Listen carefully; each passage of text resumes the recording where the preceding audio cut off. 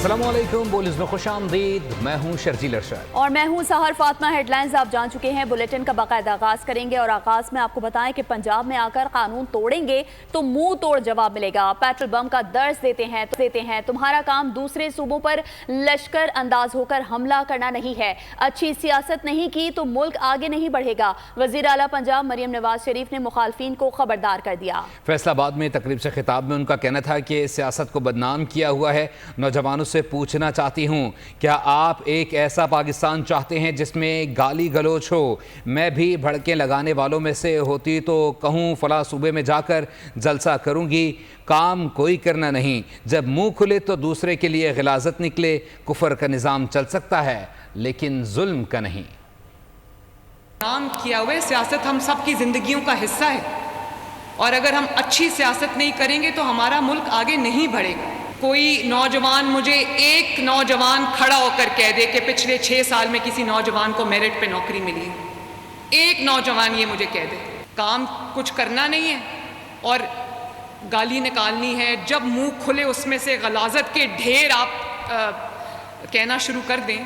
Card दिए हमने कि जो बच्चे जिनकी ज़िंदगियों को ख़तरा है और उनकी हार्ट सर्जरी होनी है और 15,000 बच्चों का बैकलॉग है, वेटिंग लिस्ट है, तो हमने एक हार्ट सर्जरी प्रोग्राम शुरू किया है जिसमें मैं आप सबको ये बताना चाहती हूँ कि लेस दैन अ वीक अल्हम्दुलिल्लाह हम 100 से ज़ायद सर्जरीज बच्चों की कर चुके, जिन बच्चों की ज़िंदगियों को ख़तरा था। और तमाम मसाइल का हल ताकत के बजाय संजीदगी से निकाला जाना चाहिए। तमाम स्टेक होल्डर सियासी जमातों को ऑन बोर्ड लें। अफगान तालिबान से बदअमनी की फजा रोकने का मुतालबा है। अफगान सरजमीन को पाकिस्तान के खिलाफ इस्तेमाल नहीं होना चाहिए। अमीर जमात इस्लामी पाकिस्तान हाफिज नईमुर रहमान का पेशावर में तकरीब से खिताब। कहा, वज़ीर आला खैबर पख्तूनख्वा कबायली अजला पर तवज्जो दें और उनके मसाइल हल करें। अफसोस है कि कबायली इलाकों में एक भी मेडिकल कॉलेज नहीं है।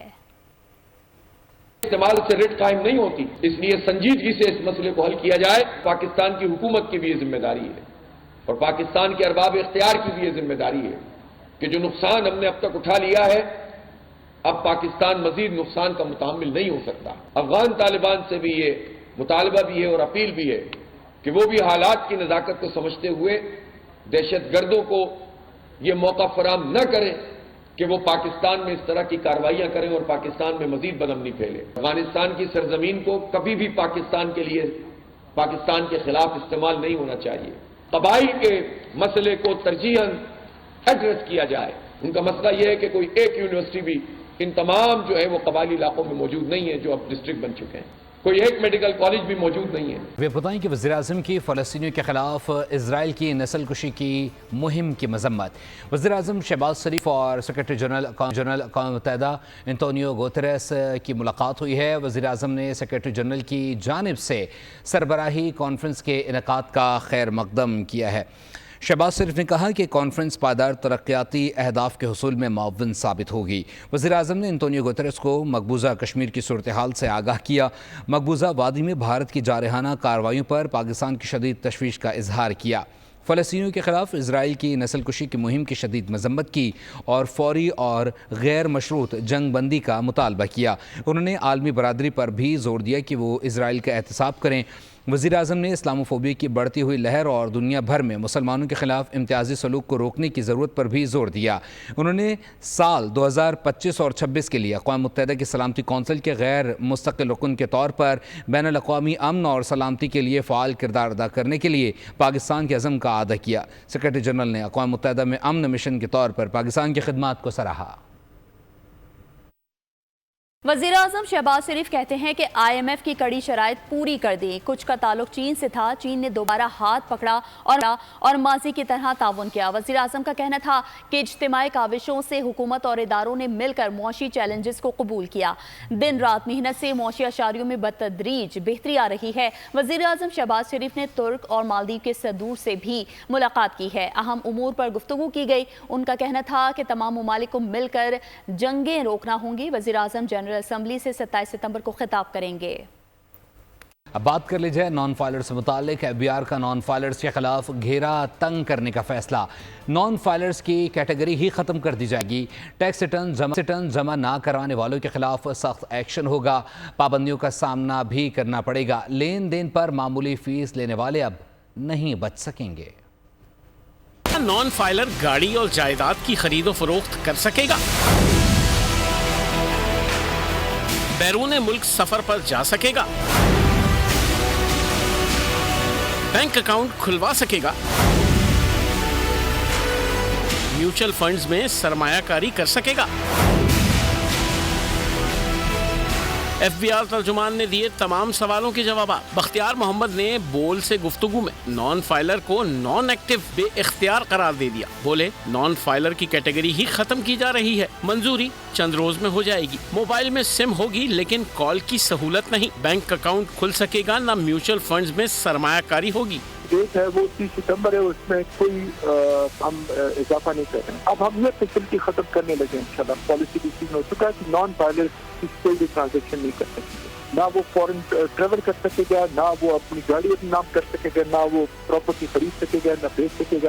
ٹیکس ریٹرن جمع نہ کرایا تو 15 مخصوص سرگرمیوں پر پابندی لگ جائے گی۔ ابتدائی طور پر 5 قسم کی ٹرانزیکشنز پر پابندی لگے گی۔ ترجمان FBR کے مطابق نان فائلرز کے لیے پابندیوں میں اضافہ کیا جا رہا ہے۔ لین دین پر معمولی فیس دینے والے اب نہیں بچ سکیں گے۔ پالیسی بن گئی ہے، فیصلے پر فوری عمل درآمد نہیں ہوگا، کچھ وقت لگے گا۔ ترجمان کے مطابق ماہانہ 50,000 روپے کما کر گوشوارے جمع نہ کرانے والے نان فائلر ہیں۔ فائلرز کے لیے جو سہولتیں ہیں وہ برقرار رہیں گی۔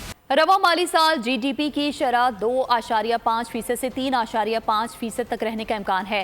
گورنر اسٹیٹ بینک جمیل احمد کی غیر رسمی گفتگو۔ کہا IMF پروگرام کی منظوری آج متوقع ہے۔ منظوری کی صورت میں پاکستان کو 1.1 ارب ڈالرز کی پہلی قسط ملنے کی توقع ہے۔ گورنر اسٹیٹ بینک کے مطابق رواں مالی سال کرنٹ اکاؤنٹ خسارہ GDP کے 1% تک ہو سکتا ہے، جبکہ مہنگائی کی شرح 11.5% تک رہنے کی توقع ہے۔ IMF کے ایگزیکٹو بورڈ کی میٹنگ آج ہوگی، جس میں پاکستان کے لیے 7 ارب ڈالر کے پروگرام کی منظوری پر غور کیا جائے گا۔ IMF سے 7 ارب ڈالر قرض کی منظوری کا امکان ہے۔ پاکستان اور IMF میں 12 جولائی کو ایکسٹینڈڈ فیزیبلٹی قرض پروگرام طے ہوا تھا۔ قرض منظوری سے پاکستان میں معاشی اور زر مبادلے کے ذخائر بہتر ہوں گے۔ پاکستان پر ادائیگیوں کا دباؤ کم ہوگا۔ معاشی استحکام کے لیے پاکستان کو ٹیکس آمدنی بڑھانا ہوگی۔ حکومت پاکستان کی کوششیں رنگ لے آئیں۔ IMF مان گیا، پاکستان کے لیے 7 ارب ڈالر قرض کی منظوری کا امکان ہے۔ 37 ماہ میں رقم پاکستان کو قسطوں میں ملے گی۔ پہلا اقتصادی جائزہ 6 ماہ بعد ہوگا۔ پاکستان کو اب مزید کمر کسنی پڑے گی۔ قرض پروگرام میں رہتے ہوئے معاشی استحکام کے لیے پاکستان کو ٹیکس آمدنی بڑھانا ہوگی۔ ٹیکس آمدنی میں GDP کا 1.5% اضافہ رواں مالی سال کے دوران کیا جائے گا۔ قرض پروگرام میں رہتے ہوئے GDP میں ٹیکسز کا حصہ 3% تک بڑھایا جائے گا۔ توانائی شعبے میں اصلاحات اور گردشی قرضے کو بھی کنٹرول کرنا شرائط میں شامل ہے۔ اور پاکستان کی معیشت بہتری کی جانب گامزن اور مہنگائی کم ہو رہی ہے۔ ایشیائی ترقیاتی بینک نے رواں مالی سال کے لیے پاکستانی معیشت کو بہتر قرار دے دیا۔ آؤٹ لک رپورٹ میں بتایا گیا ہے کہ مہنگائی کی شرح میں کمی اور میکرو اکنامک استحکام کے اعشاریے مثبت ہیں۔ پاکستان کی معیشت بہتر، مہنگائی کی شرح میں کمی، میکرو اکنامک استحکام کے اعشاریے مثبت۔ ایشیائی ترقیاتی بینک نے آؤٹ لک رپورٹ جاری کر دی۔ مالی سال 2024 میں پاکستان کی معاشی ترقی کی شرح 2.4% ہونے کا امکان ہے۔ مالی سال 2025 میں GDP کی شرح 2.8% تک ہونے کا امکان ہے۔ مہنگائی کی شرح 2024 میں کم ہو کر 23.4% پر آ گئی۔ ایشیائی ترقیاتی بینک کا کہنا ہے کہ منظم شرح سود ایکسچینج ریٹ میں استحکام سے پاکستان میں مہنگائی مزید کم ہونے کا امکان ہے، جبکہ مالی سال 2025 میں پاکستان میں مہنگائی کی شرح 15% تک کم ہونے کی توقع ہے۔ ملک دشمنوں کو بلوچستان میں خواتین کو خودکش حملوں کے لیے استعمال کرنے کا منصوبہ ناکام بنا دیا گیا ہے۔ CTD اور دیگر قانون نافذ کرنے والے اداروں نے بروقت کارروائی کرتے ہوئے خودکش حملے کے لیے مغوی نرس عدیلہ کو بازیاب کرا لیا۔ عدیلہ کا کہنا تھا کہ میرا کام لوگوں کی زندگیاں بچانا تھا، مگر ملک دشمنوں نے مجھے لوگوں کی زندگیاں لینے پر مجبور کیا۔ مجھ جیسے کئی نادان اور بھٹکے ہوئے نوجوان اب بھی پہاڑوں پر موجود ہیں۔ یہ ملک دشمن بلوچوں کو بدنام کر رہے ہیں. بلوچ ایسے نہیں جیسے یہ لوگ دنیا کو دکھا رہے ہیں. بلوچ خواتین کو بندوق کی نوک پر اغوا کر کے لے جاتے ہیں اور اپنے ناپاک مقاصد کے لیے استعمال کرتے ہیں. میرا نام عدیلہ ہے اور میرا تعلق جو ہے تبت سے ہے اور ابھی میں ایک کوالیفائڈ نرس ہوں. میں ڈیوٹی بھی کرتی ہوں, ایک پروجیکٹ چلا رہی ہوں WHO میں.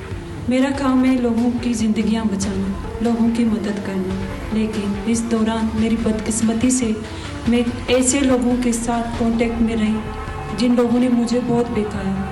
مجھے اس طرح بہکایا کہ میں خودکش حملے کرنے کے لیے خود ہی راضی ہو گئی. میں نے یہ بھی نہیں سوچا کہ میرے خودکش کرنے کے بعد میری تو جان چلی جائے گی, لیکن میری وجہ سے کتنی لوگوں کی جان چلی جا سکتی ہے. میں نے اسے کچھ بھی نہیں سوچا. مجھے اپنی غلطی کا احساس تب ہوا جب میں پہاڑوں پہ گئی. ادھر جا کے میں نے دیکھا, میں نے وہاں جا کے میں نے اپنے گھر والوں کو بھی نہیں بتایا, میں نے اپنے گھر والوں کی عزت بھی نہیں دیکھی. وہاں پہ جا کے ایسے سخت حالات تھے. مجھے یہ بتایا گیا کہ وہاں پہ آپ کو ایک نئی زندگی مل جائے گی, لیکن وہاں ایسا کچھ بھی نہیں تھا. وہاں پر ایسے سخت حالات تھے, ان کے ایسے سخت رویہ تھا. یہ وہاں پر میں نے ایسے نوجوان بھی دیکھے کہ ان کے وہ بھی ایسے بکھائے ہوئے تھے اور لوگوں کے ہاتھ میں بھی ایسے بندوق تھے. یہ جو آج کل کا تاثر ہے کہ بلوچ خواتین اپنی مرضی سے خودکش کرتی, یہ بات غلط ہے. میں نے خود دیکھے یہ لوگ بلیک میلنگ کر کے لے کے جاتے, ورگلا کے لے کے جاتے. مجھے اس طرح بہکایا گیا کہ مجھے کچھ بھی سمجھ میں نہیں آ رہا. میں ایسے غلط راستے پہ بھی چل رہی تھی لیکن مجھے کچھ بھی پتہ نہیں چل رہا تھا. اور آخر میں یہ نصیحت دینا چاہتی ہوں کہ اس طرح کے لوگوں کے باتوں پہ کبھی بھی نہیں آؤ. یہ لوگ اپنے مقصد کے لیے استعمال کرتے ہیں. تو دوسری جانب عدیلہ کے والد نے کہا کہ پہاڑوں پر بیٹھے لوگوں سے کہتا ہوں کہ آپ کیسے بلوچ ہیں جو بلوچ کی بیٹی کو ورغلا کر لے گئے. بیٹی کے لاپتہ ہونے پر حکومت بلوچستان سے رابطہ کیا, جنہوں نے میری بیٹی کو دہشت گردوں کے چنگل سے نکالا. پہاڑوں پر کئی بچے ہیں جن کے ہاتھوں میں بندوق ہے. جو پہاڑوں پر جاتے ہیں ان کا زندہ واپس آنا ناممکن ہے. میری آواز وہاں تک پہنچائیں تاکہ وہ بھٹکے ہوئے نوجوان واپس آ سکیں. انڈیا تھی جب میں تھا, ہمارے بچے تھے, اس میں تھے, تو اچانک ہی ایکسیڈنٹ ہو گئی. میں کراچی تھا اس ٹائم. مجھے جب انہوں نے بتایا کہ بیٹی مسنگ ہے, جس کی بیٹی مسنگ ہوتی ہے اس ٹائم اس کا کیا حال ہوتا ہے وہ جانتی ہے. جب گھر گیا تو پتہ چلا بھائی ان کو کچھ لوگوں نے ورگلایا ہے اور ان کو خودکش کرنے کے لیے پہاڑوں پہ لے گئے. جب میں نے یہ سنے کہ یہ حالات ہیں تو میرے کیا حالات تھے وہ میں جانتا ہوں. تو میں نے اس میں کہا میں ابھی کروں کیا, کیونکہ وہاں یہ رواج ہے جو پہاڑوں میں جاتے ہیں ان کو واپس آنا ناممکن ہے. تو اس لیے میں نے حکومت بلوچستان سے رابطہ کیا. تو الحمدللہ اس نے میری بات سنی, بروقت کارروائی کر کے ان کو ریلیز کر دی جو پہاڑوں میں بیٹھے ہیں. وہ بھی بلوچ ہیں, ہم بھی بلوچ ہیں. آپ مجھے بتائیں, ایک بلوچ کی بیٹی کو یہاں اٹھا کے لے جائے اپنے فرض ذات کے لیے, ایک کہاں کا بلوچ ہے یار. پاکستان میں دہشت گردوں کی جانب سے اپنے ناکام ارادوں کی تکمیل کے لیے خواتین کو خودکش بمبار بنا کر استعمال کرنا اب زیادہ پرانی بات نہیں ہے. قلدم بلوچ لبریشن آرمی سمیت متعدد دہشت گرد تنظیمیں اپنے مذموم مقاصد کے لیے خواتین کو بطور ڈھال متعدد بار استعمال کر چکی ہیں. رپورٹ دیکھیے. اور دہشت گردی کے منصوبوں کے لیے صنف نازک کا استعمال ملک دشمنوں نے خواتین کو بھی فرنٹ لائن پر رکھ لیا. 24 برس قبل 6 نومبر 2000 کو کراچی میں اخبار کے دفتر پر ہونے والا پہلا خودکش حملہ خاتون بمبار نے کیا تھا. ایسی ہی ایک اور مثال 2005 میں ملتی ہے جب سیکیورٹی اہلکاروں نے آپریشن کے دوران 2 بہنوں عارفہ بلوچ اور صبا بلوچ کو خودکش حملے کے لیے ٹریننگ حاصل کرنے کے الزام میں گرفتار کیا. دسمبر 2010 میں باجوڑ میں خوراک کی تقسیم کے دوران حملہ کرنے والی بھی حملہ آور خاتون تھیں. سال 2010 میں ہی 12 سالہ افغان پناہ گزین مینا گل نے سیکیورٹی اہلکاروں کے سامنے اعتراف کیا کہ اسے خودکش حملے کے لیے تربیت دی گئی ہے. 25 جون 2011 میں ازبک خاتون نے ڈیرہ اسماعیل خان کے پولیس اسٹیشن کے قریب خود کو دھماکے سے اڑا لیا. 2012 میں مومن ایجنسی میں قاضی حسین احمد پر خودکش حملہ کرنے والی دہشت گرد بھی خاتون تھیں.